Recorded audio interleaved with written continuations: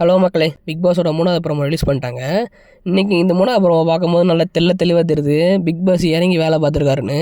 இன்றைக்கி எபிசோடு ரொம்ப தீயாக போகும்னு நினைக்கிறேன். ஏன்னா ஏகப்பட்ட சண்டையில் தான் இந்த ப்ரோமோவை விட்ருக்காங்க. நம்ம இந்த ப்ரோமோவை பார்க்கும்போது ஒரே ஒரு விஷயம் மட்டும் தெரியுது, ஓப்பன் நாமினேஷன் வச்சுருக்காங்க இந்த வாட்டி. அதனால் யாரை பண்ணுறாங்க அப்படின்ற ஒரு சண்டை வரும். இதில் நம்ம திவாகர் தான் எழுஞ்சி பேசிக்கிட்டு இருக்காரு. அவர் நம்ம திவ்யா கணேசை தான் பேசிக்கிட்டு இருக்காரு. திவ்யா கணேசை பார்த்து என்ன நீங்கள் வீட்டை விட்டு வெளியே போகணும்னு சொல்கிறதுக்கு நீங்கள் ஒன்றும் பிக் பாஸ் கிடையாது புரியுது அப்படின்னோடனே, நான் அவங்கள விட்டு வெளில போக சொல்ல, நீங்கள் பிக் பாஸ்கிட்ட சொல்லிட்டு வெளியே போங்கன்னு தான் சொன்னேன் அப்படின்னு சொல்கிறாங்க.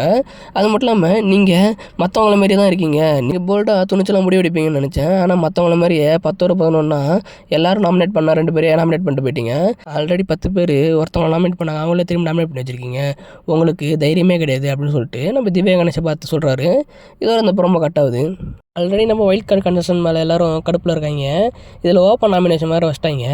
இதில் எனக்கு தெரிஞ்சு ஒயில்ட் கார்டு கண்டஸ்டன்ஸை எல்லாரையும் தான் அவங்க நாமினேட் பண்ணுவாங்கன்னு நினைக்கிறேன். நம்ம ஹவுஸ்மேட்ஸை நம்ம ஒயில்ட் கார்டு கண்டஸ்டன்ஸ் ஒரு 4-5 பேரை டார்கெட் பண்ணுவாங்கன்னு நினைக்கிறேன். இதனால் பெரிய சண்டை வர வாய்ப்பு இருக்குது. இந்த வரைக்கும் வந்த ப்ரோமோவில் பார்த்தா நம்ம திவ்யா கணேசை தான் போட்டு எடுக்கிறாங்க. அதுக்கு அவங்களும் சலிச்சவங்க கிடையாது, மறுபடியும் பேசக்கூடியவங்க தான். இன்னும் என்னென்ன நடக்கும்னு தெரில.